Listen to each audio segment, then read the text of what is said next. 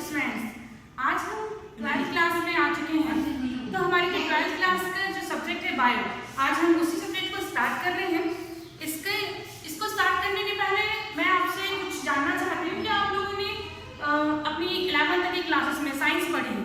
Science में आपने सबसे इम्पोर्टेंट चीज सजीव निर्जीव ये जरूर पढ़ी है। तो सजीव निर्जीव में अंतर पढ़ते पढ़ते आपको 6 से लेकर के 11 तक के आ गए, आप उनके लक्षणों के बारे में जानते जानते आप 11 तक के आ गए। मतलब मुझे ये विश्वास है कि आपको सजीव निर्जीव के बारे में सारी जानकारी है।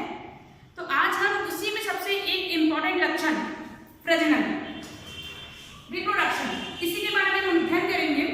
तो हमारा जो फर्स्ट चैप्टर है वो है जीवों में प्रजनन, यानी रिप्रोडक्शन एक ऑर्गेनिज्म। तो हम इस चैप्टर को स्टार्ट करने के पहले ये देख लें कि प्रजनन होता क्या है, यानी रिप्रोडक्शन होता क्या है। तो देखिए, इस धरती पर कई सारे जीव है, असंख्य जीव है, जिनकी हम संख्या काउंट भी नहीं कर सकते। तो इन जीवों में बहुत इतने सूक्ष्म जीव भी है जिन्हें हम अपने नग्न आंखों से देख भी नहीं पाते। तो वो जीव भी प्रजनन करते हैं। प्रजनन यानी किसी जीव द्वारा अपने समान नई संतति को उत्पन्न करना, वही कहलाता है प्रजनन। ठीक है, अब देखिए प्रजनन क्यों आवश्यक है, क्या जरूरत है अपने समान जीवों की संतति उत्पन्न करने की। तो इससे प्रजनन जो है वो इसलिए आवश्यक है कि इस धरती पर जीव की निरंतरता बनी रहती है, यानी जीव अपना अस्तित्व बनाए रखता है। भाई अगर प्रजनन नहीं होता तो आज इस धरती पर कोई जीव ही नहीं होते, क्योंकि कोई जीव अगर आया भी होता तो वो पैदा हुआ और तुरंत मर गया होता, तो उसके समान नए जीव उत्पन्न नहीं होते। तो इसके लिए क्या होता है, यहाँ पे लाइफ खत्म हो जाती है। तो हमें क्या चाहिए, प्रजनन, यानी अपने समान जीव की उत्पत्ति करने की क्षमता कहलाती है प्रजनन। अब प्रजनन जो होता है ये 2 प्रकार का होता है। इसको पढ़ने के पहले हम एक चीज देख लें कि लाइफ टाइम यानी कि लाइफ स्पैन यानी जीवन अवधि। कोई जीव जो है वो पैदा हुआ, उत्पन्न हुआ, अपनी लाइफ जीता है, उसके बाद उसकी एक नेचुरल डेथ हो जाती है। ठीक है, नेचुरल डेथ की बात कर रहे हैं हम, ये नहीं कि एक्सीडेंट से मर गया हो या कोई अदर रीजन हो, ये चीजें नहीं, उसकी एक नेचुरल डेथ होनी चाहिए। तो कोई जीव जो है वो उत्पन्न हुआ, उसके बाद उसकी नेचुरल डेथ हो गई, तो उसके बीच का जो टाइम पीरियड है वो टाइम पीरियड कहलाती है लाइफ स्पैन यानी जीवन अवधि। ये जीवन अवधि अलग अलग जीवों की अलग अलग होती है। जैसे हम बात करें मानव की, तो मानव की औसत आयु जो होती है वो 60 से 70 वर्ष मानी गई है। इसी टाइप से जो बरगद का पेड़ होता है उसकी 200 वर्ष मानी गई है, जो कछुआ होता है उसकी 400 वर्ष होती है, जो मक्खियां होती है उसकी 1 या 2 दिन होती है। तो ये अलग अलग चीज जो होते हैं उनकी लाइफ अवधि या जीवन अवधि जो होती है वो अलग अलग होती है। अब हम देखते हैं कि जो जनन होता है या प्रजनन वो कितने प्रकार का होता है। तो जो प्रजनन होता है वो 2 प्रकार का होता है, लैंगिक अलैंगिक प्रजनन और लैंगिक प्रजनन।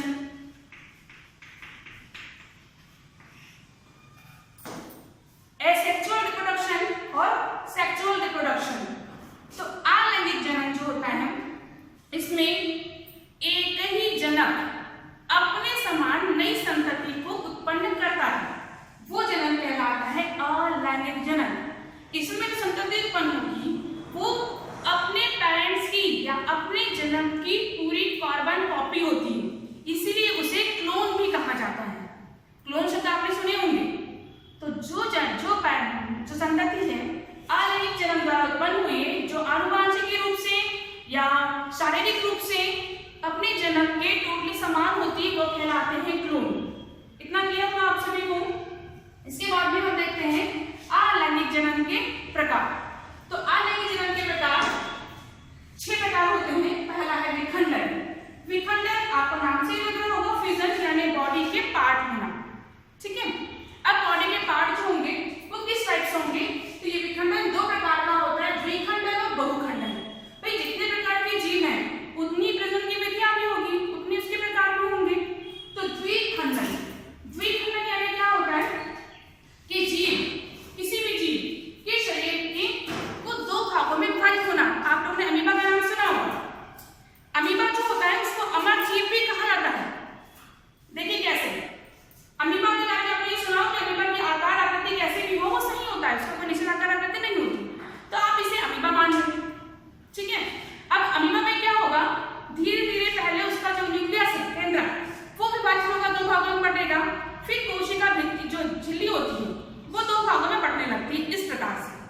और एक टाइम के बाद में एक अमीबा से 2 अमीबा बन जाते हैं। ये अमीबा कैसे हैं? अपने जन्म के समान। ठीक है, द्विखंडन आपको क्लियर हो गया। अगला आता है बहुखंडन। बहुखंडन नाम से समझ में आ रहा है आपको कि एक शरीर से या एक कोशिका से असंख्य जीवों का बनना, असंख्य कोशिकाओं का निर्माण होना। तो ये जो विभाजन होता है ये प्लाज्मोडियम में होता है, इसके साथ में अमीबा में भी होता है बहुखंडन। ये प्रतिकूल प्रावस्था में होता है। प्रतिकूल प्रावस्था यानी क्या होता है कि जीवन जीने के लिए सारी चीजें उपलब्ध नहीं है। अब देखिए आपके पास ये अमीबा है, ठीक है।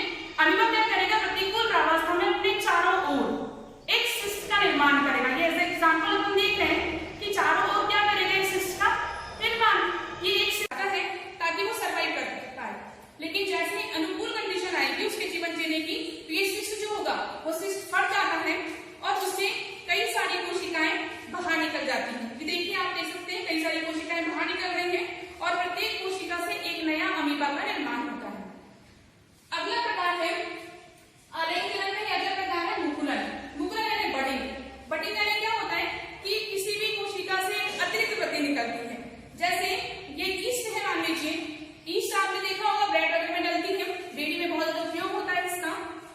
इसी प्रकार हाइड्रा, हाइड्रा में भी बडिंग के द्वारा या मुकुलन के द्वारा जनन होता है।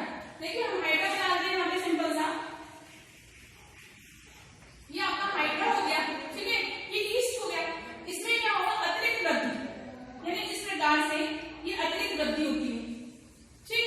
अब ये अतिरिक्त वृद्धि जो होगी इसको कहते हैं बड। ये बड अपनी जनक कोशिका से अलग हो जाता है और एक नया हाइड्रा को जन्म कर एक नया हाइड्रा का निर्माण करता है।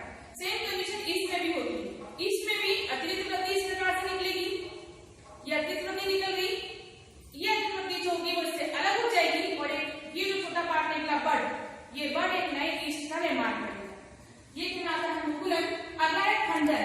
खंडन यानी बॉडी के टुकड़े होना, यानी अचानक से ऐसी कंडीशन आ जाए जब कोशिका टूट जाए। जब कोशिका टूट जाती है इसे स्पाइरल वायरस, स्पाइरल वायरस जो होता है वो इस प्रकार से संरचना होती है। ये एक कोशिका हो गई स्पाइरल वायरस की, दूसरी कोशिका हो गई स्पाइरल वायरस। किसी कंडीशन में ये टूट जाए, ये टूट गई तो प्रत्येक कोशिका से एक नया स्पाइरल वायरस का निर्माण हो जाता है। ये कहलाता है खंडन। अगला है पुनरुद्भवन यानी रीजनरेशन। हमारे नेचर में कुछ चीजें ऐसी हैं जो कुछ डिफरेंट होती है। जैसे छिपकली आपने सुना होगा, छिपकली की पूंछ कट जाए तो नई पूंछ आ जाती है, सुना है, देखा भी होगा। ऐसे ही कुछ जीवों में क्षमता होती है जो अपने हर एक, अगर उसके कई सारे बॉडी पार्ट कर दिए जाए तो हर एक बॉडी पार्ट से एक नया जीव बन जाता है। जैसे हाइड्रा, और यही चीज पाएगी प्लेन एरिया में भी। हाइड्रा में यदि इसकी मुंह वाले एरिया से काट दिया जाए तो 2 मुंह वाला हाइड्रा तैयार हो जाता है। इसी प्रकार से यदि इसके और टुकड़े कर दिए जाए तो जितने आप भाग करोगे उतने मुंह वाला आपको हाइड्रा तैयार हो जाएगा। ऐसे ही प्लेन एरिया भी होता है। प्लेन एरिया इस टाइप से होगा, इसके यदि आपने टुकड़े कर दिए जाए तो हर एक टुकड़े से एक नया प्लेन एरिया का निर्माण हो जाता है। इसी को कहता है रीजनरेशन या पुनरुद्भवन। अगला प्रकार है बीजाणु निर्माण। बीजाणु निर्माण यानी स्पोर्स का निर्माण। ये जो होते हैं ये कवक में, शैवाल में, इनमें इस प्रकार से प्रजनन होता है। पहला है चल बीजाणु। चल से आपको नाम लग रहा होगा कि चल रहे चल सके। बीजाणु जो होते हैं वो ये कवक होता है, कवक आप जानते हैं सड़े गले बच्चे में पाया जाता है। इसमें स्पोरेंजियम्स होते हैं। स्पोरेंजियम में कई सारे स्पोर्स का निर्माण होता है। इस टाइप से ये मिट्टी पड़ जाएगी, स्पोर्स बाहर निकल आएंगे। लेकिन स्पोर्स में चल और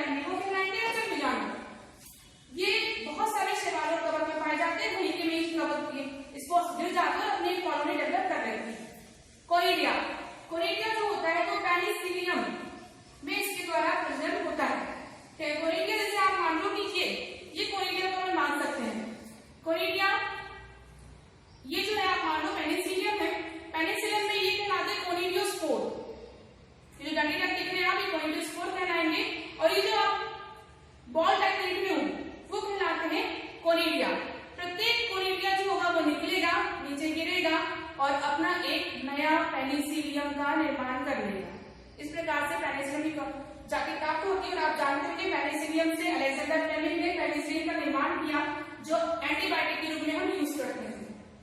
अगला है ओइडिया। ओइडिया जो होता है वो कुछ कवक में पाया जाता है, कुछ कवक में इसके द्वारा जन्म होता है। इसमें क्या होता है, मान लो ये कवक है, इसमें इसकी बॉडी के अंदर ही इस प्रकार से खंड बनने लगते हैं, ये कहलाते हैं ओइडिया। प्रत्येक ओइडिया एक नए कवक का निर्माण करने। और लास्ट हमारा है अलैंगिक जनन का लास्ट प्रकार है कायिक जनन।